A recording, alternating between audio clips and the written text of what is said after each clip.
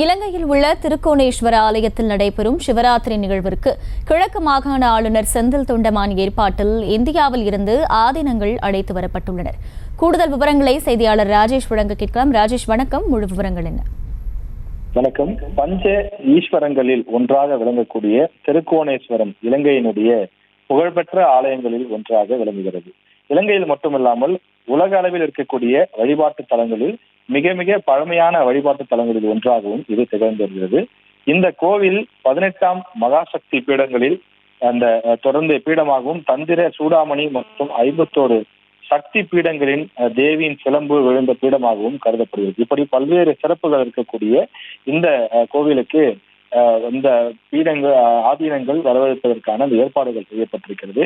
கிழக்கு மாகாண ஆளுநர் செந்தில் தொண்டமான் ஏற்பாட்டிலே இந்தியாவில் இருந்து ஆதீனங்கள் இலங்கைக்கு வரவழைக்கப்பட்டிருக்கிறார்கள். முதலாம் நாள் சிவராத்திரி நிகழ்வில் தமிழ்நாடு கோவிலூர் ஆதீனத்தின் 14வது வட்டமாக விளங்கக்கூடிய சீர்வளர் சீர் நாராயண ஞான தேசிகர் சுவாமிகள் விசேட அழைப்பாளராக அவர் கலந்து கொண்டிருக்கின்றார். அவர் ஒரு சிறப்பு அழைப்பாளராக இதில் பங்கேற்பார் எனவும் நிகழ்ச்சி ஏற்பாட்டாளர்கள் தெரிவித்திருக்கிறார்கள். அது மட்டும் இல்லாமல் ஆன்மீக சொற்பொழிவையும் அவர் அன்றைய தினம் ஆற்ற இருக்கின்றார்.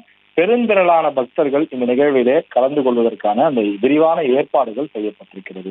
வரலாற்று சிறப்புமிக்க திருக்கோணேஸ்வரர் ஆலயத்தில் இடம்பெற்று இருக்கக்கூடிய சிவராத்திரி நிகழ்வுக்கு கிழக்கு மாகாண ஆளுநர் செந்தில் தொண்டைமான் ஏற்பாட்டிலே இந்தியாவிலிருந்து பல்வேறு ஆதீனங்கள் இலங்கைக்கு அழைத்து வரப்பட்டு இந்த ஆண்டு மிக உற்சாகமாகவும் பக்திமயத்தோடும் கொண்டாடுவதற்கு தேவையான ஏற்பாடுகள் செய்யப்பட்டுள்ளது.